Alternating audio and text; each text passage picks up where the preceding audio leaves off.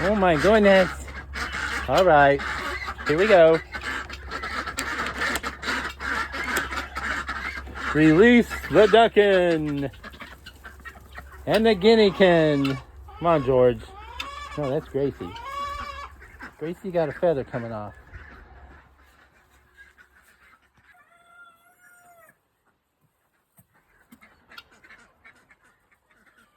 Release. Knock, knock. Chickens. Release the cluckin'. Come on, big hoss. Holding it up, buddy. Come on, big hoss. Come on, big hoss the boss, big chungus. Move it.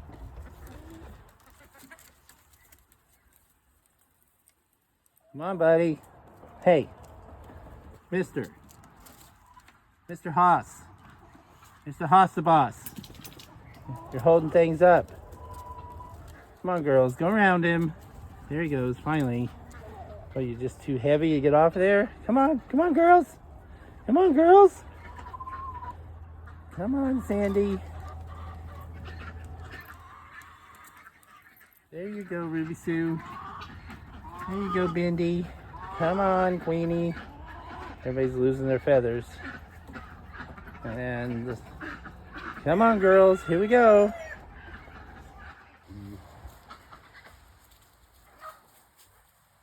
There's a big buck that just walked on the edge of our property, just back out to that north field. I don't know if I can get my finger. He's right there.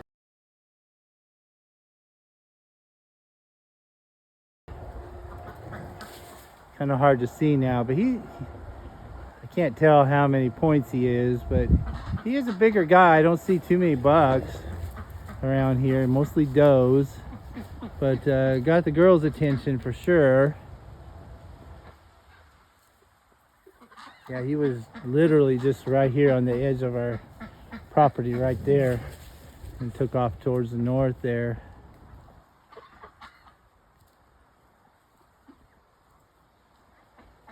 Good girls.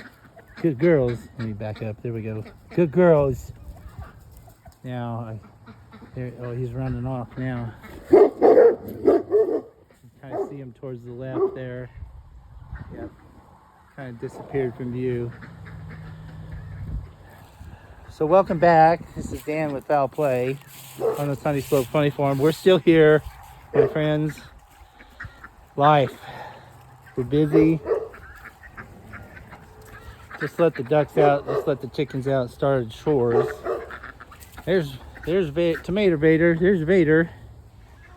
I had to rush Woody to the veterinarian. Woody cat to the vet yesterday. He has got a cold and sneezing pretty hard, and I'm giving him some antibiotics. And that's what I mean by life. And let me just say, and like most of you who have homesteads and farms, it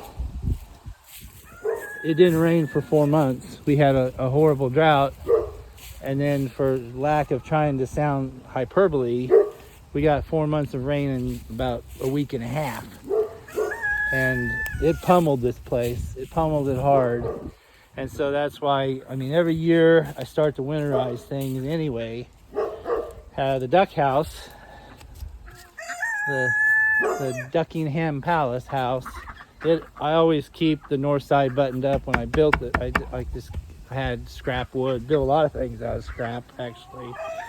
Most of this that you see here was built out of spare parts, and especially the Motel 6.5, and you know it got a new roof. It's way dry in there. It looks really open, but that is a very dry place, and considering the pummeling we just took with rain, it's pretty dry.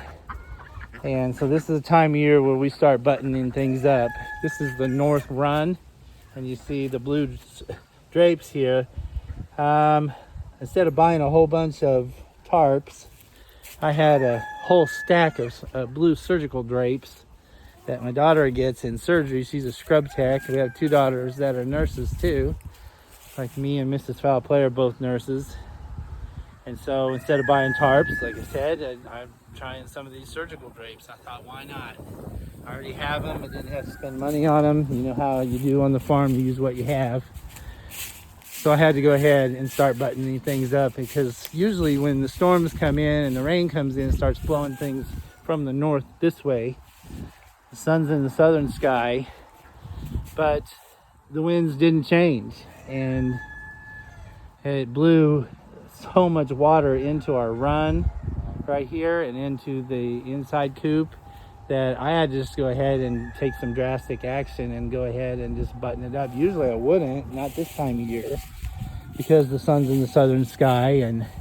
But again, the wind and the rain was so bad, and our chickens were getting wet and blowing in, and so finally I just buttoned it up. And I was out here in floods. This whole place was flooded.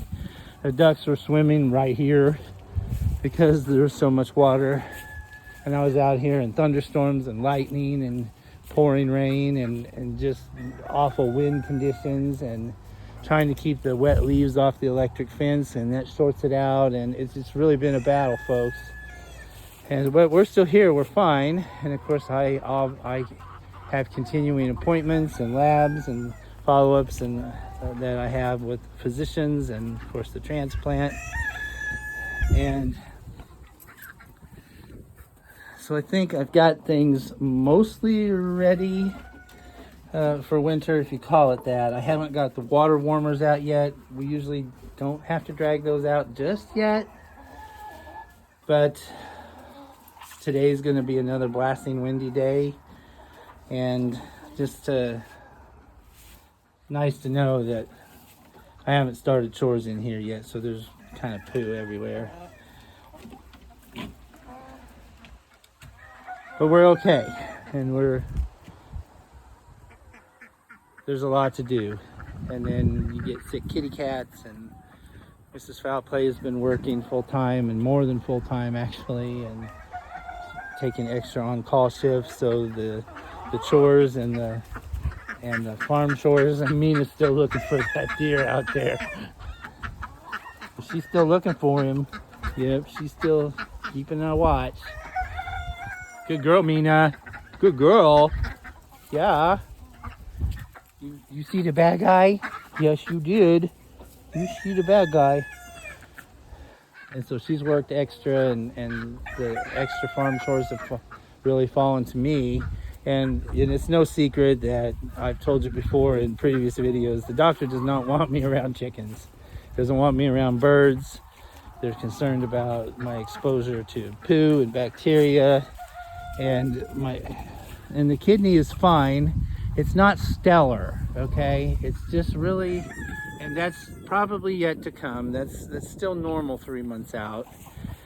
But they're concerned, of course, like any exposure could cause a rejection, and I live with that anyway, but I can't worry about it. I could drive myself completely and overly bonkers if I worried about my exposure to this or that, or what could make me sick. And we're getting busier all the time now. We're kind of starting to live our lives again. And I have had the opportunity to play drums at a second church now. And our Sundays are very busy, and that's nothing to complain about. I'm grateful for the fact that I feel well enough to get up and get moving. And I don't watch myself as close as I was, like when I was first recovering, because all I had to do was just watch my health, for every minute of the day, because I'm recovering from surgery and I really can't do much. But now that I'm up and at 'em and moving and working on projects, and I've worked on the sink project over there, and worked on roofs, and worked on infrastructure, and I've done a lot, folks. I have done a lot. And so I don't watch things. I make sure my blood pressures are stable in the morning and the evening. And I used to have to watch all my intake and output, but I just got weary of kind of doing that all the time, because it's hard for me to keep track of it when I'm just on the run so much. So it is what it is. I'm not doing anything wrong. I'm drinking well. I'm eating well. I'm taking my meds exactly as prescribed. I'm following the regimen like I'm supposed to. And the rest is up to God, really. Let's face it. So I don't worry. I get my chores done. I come out here and interact with the animals, and I'm taking a little more time again to, of course, Clementine. Where's Clemmy? Where's my Clemmy? Where's my Clemmy? Clemmy, where are you? Clemmy, there she is, right there. See, she knows who she is. Spend a little extra time with Clemmy and some of my birds. My doctor calls her Clementine. He's from Peru. He calls her Clementine. It's he always asks about her though. And I said, oh, I don't know. I never hold her or anything. Wink, wink. So I'll show you a little more in a bit. Thanks for following along, and I haven't given you an update in a while. And I found that little snake, and the dogs were going crazy, and I had good viewership on that. I really appreciate you folks. But I do things without thinking sometimes. Like I grabbed up. Now, is that little snake dangerous? Not to the average person, perhaps.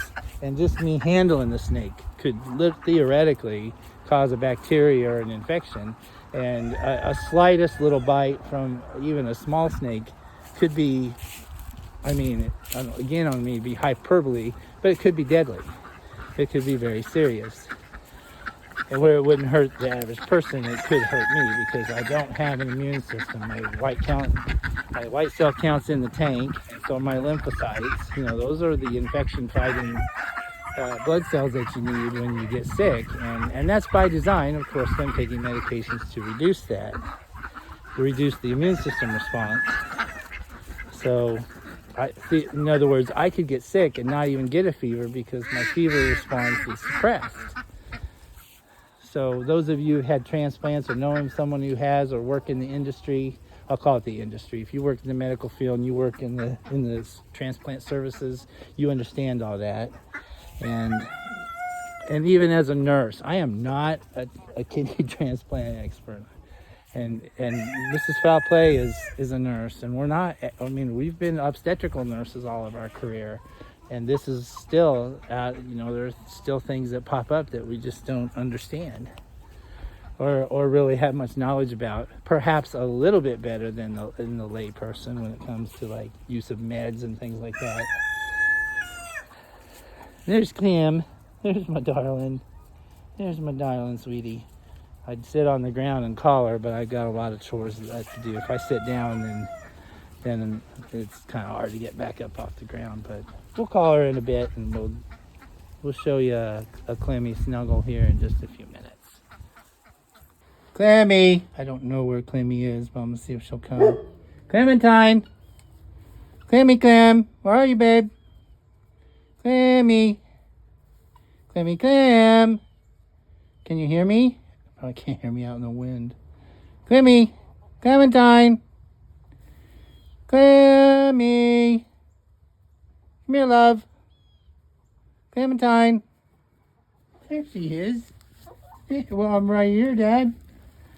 I thought you were outside. Come here, baby. This is Dixie and Della right there. That's Dix, and Della's on the backside there. Dixie was the very first hen we ever picked out 6 years ago. Della was part of the original flock too. She's 6. And sadly, we have lost some other birds. The average chicken will live 3 to 9 years. Some more, some less, depending on breed and just overall health. And some chickens that we've had just seem to struggle with their health, like Sophie did so bad. And Sophie is Clementine's sister.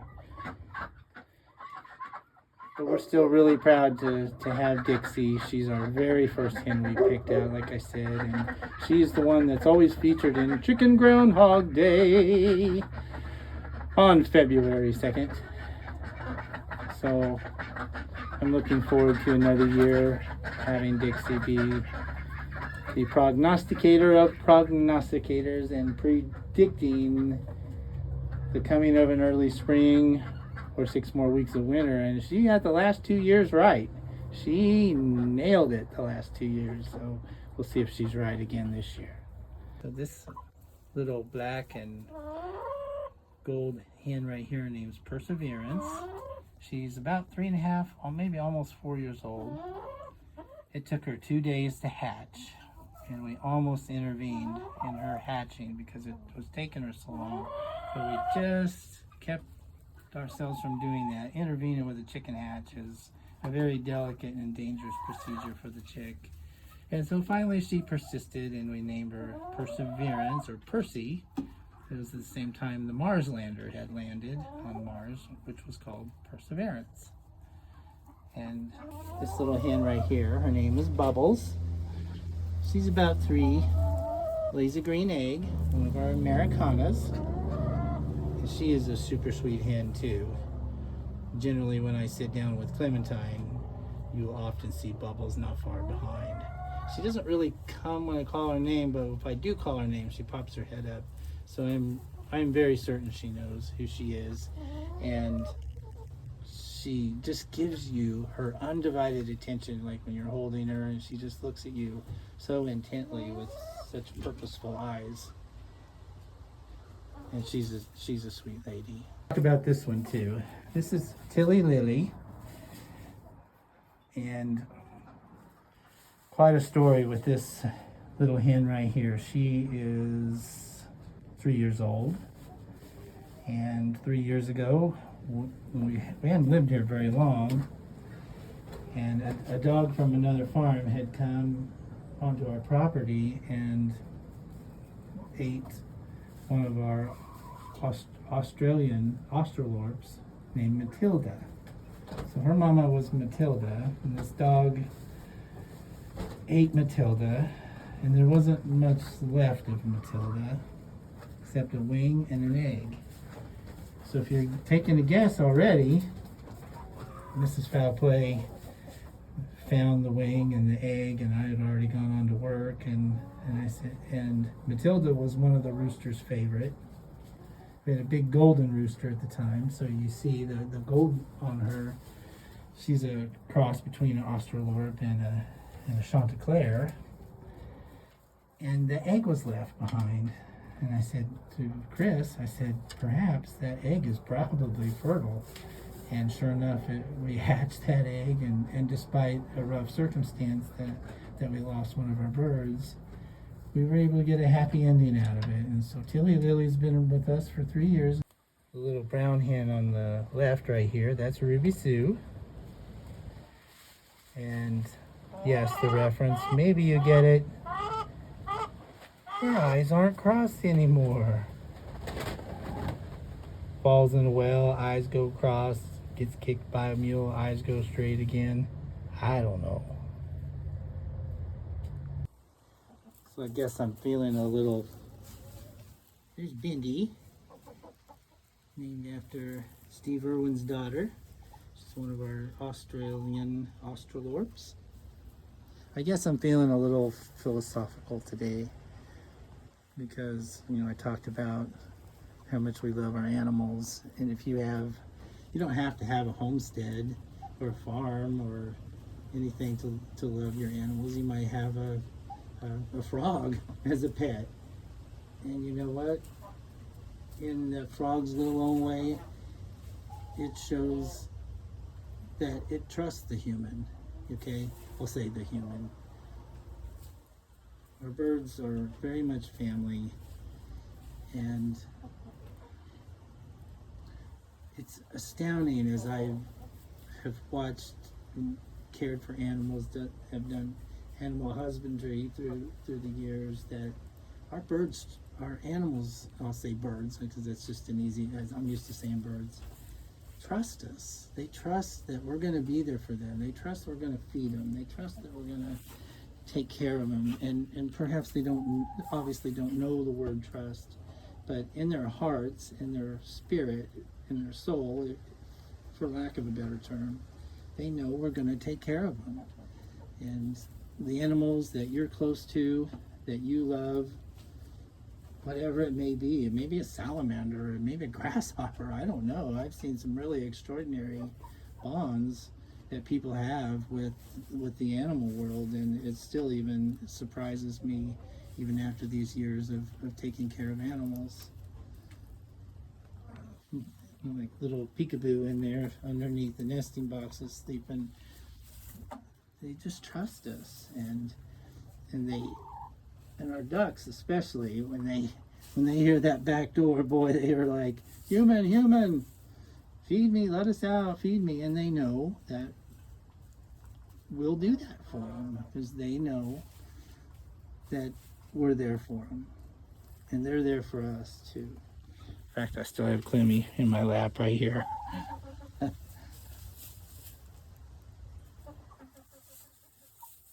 So thank you, all the folks out there who take care of animals. And yes, some animals we process for meat, and there's Bubbles again, and process for meat or our own consumption, and we still love those animals too, and we respect them and try to give them the best life we can.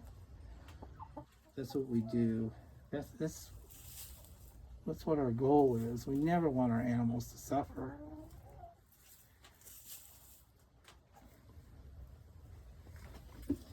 And I'm just grateful for the privilege of being able to take care of animals all these years. Right, Clemmy? Right, Bubbles? So I've introduced you to a few of our other hens that we have, and I can't get to them all, but telling you a few of their stories and how we've come to have them and how old they are. Yes, ma'am? Anything else you want to say, Clem? Clem, you want to say anything else? Okay. We'll see you later, babe. Here's one of our unique hens too. That's Phyllis, as in Phyllis Diller. Maybe before some years' time. So this is Dan on the Sunny Slope Funny Farm for foul play, or foul play on the Sunny Slope Funny Farm, however you want to do it. I appreciate you guys watching. Thanks for listening. Thanks for following along. On behalf of myself and Mrs. Foul Play, we appreciate all of you. We'll see you next time. Stay strong, peace be the journey, and follow Jesus.